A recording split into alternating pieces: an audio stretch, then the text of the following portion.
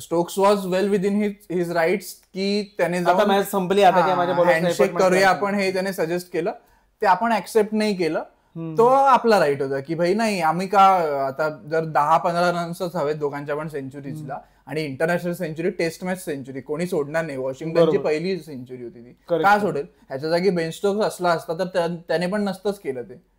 आणि त्याने जरी केलं असतं तरी मला तो इंडिव्हिज्युअल चॉईस आहे. तुला नसेल मारायची सेंचुरी नको मारूस, आम्हाला मारायची आम्ही मारणार. हा एक्झॅक्टली. आणि तो जडेजाला येऊन बोलतो की you want hit Brook and कोणाला बोलतो ब्रूकला मारून तुला सेंचुरी करायची का?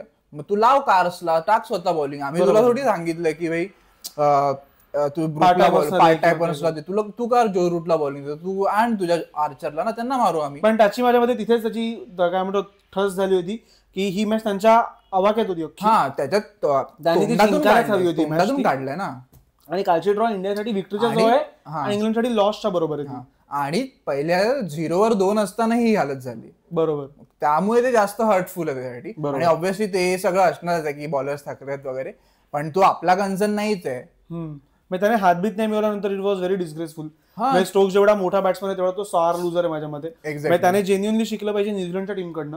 19चा वर्ल्ड कप तुम्ही प्रॉपर चोरलात त्यांच्याकडनं, त्यांनी तुम्हाला असं रिॲक्ट नव्हतं केलं.